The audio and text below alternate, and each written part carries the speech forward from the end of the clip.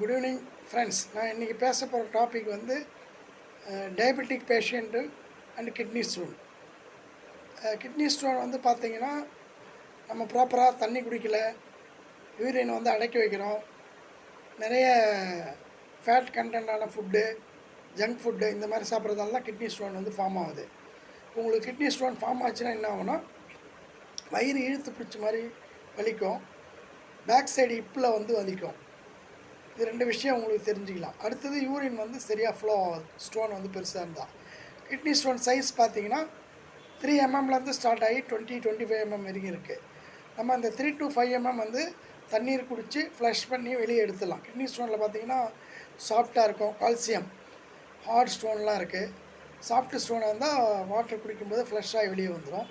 அடுத்தது சிட்ரேட் உள்ள ப்ராடக்ட் நிறைய சாப்பிடணும். எலுமிச்சம்பழம் ஜூஸு, சாத்துக்குடி ஜூஸு அந்த மாதிரி சாப்பிட்ணும். அடுத்தது வந்து ஹிமாலயா ப்ராடக்ட் வந்து சிஸ்டோன் ப்ராடக்ட், சிஸ்டோன் போர்ட்டு அந்த மாதிரி சாப்பிட்லாம். ஒன்ஸ் உங்களுக்கு கிட்னி ஸ்டோன் வந்துருச்சுன்னா அடுத்தடுத்து கண்டினியூஸாக வந்துனே தான் இருக்கும். சப்போஸ் உங்களுக்கு ரைட் கிட்னியில் ஃபார்ம் ஆச்சுன்னா திரும்ப ரைட் கிட்னியில் ஃபார்ம் ஆகிறதுக்கு சான்சஸ் அதிகம். லெஃப்ட் கிட்னியில் ஃபார்ம் ஆச்சுன்னா லெஃப்ட் கிட்னியில், அதாவது கால் பிளேடரில் ஃபார்ம் ஆச்சுன்னா பிளேடரில் ஃபார்ம் ஆகிறதுக்கு சான்ஸ் இருக்குது. அதனால் என்ன பண்ணணும்னா, பர்டிகுலராக சுகர் பேஷண்ட்டு கிட்னி டேமேஜ் ஆகாமல் இருக்கணும், கிட்னி இன்ஃபெக்ஷன் ஆகாமல் இருக்கணும். நார்மலாக எல்லாருமே வந்து என்ன பண்ணணும்னா 6 months ஒன்ஸ் இல்லை 1 year ஒன்ஸ் கிட்னி ஸ்டோன் வந்தவங்க ஸ்கேன் பண்ணி பார்த்துக்கணும்.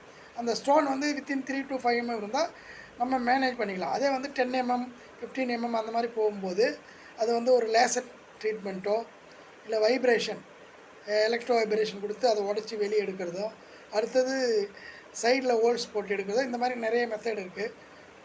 இந்த மாதிரி மெத்தட் பண்ணும்போது என்ன ஆகும்னா, அனஸ்தீசியா கொடுத்து பண்ணுவாங்க. லோக்கல் அனஸ்தீசியா கொடுக்கும்போது ஒரு சிலருக்கு ஒத்துக்காது.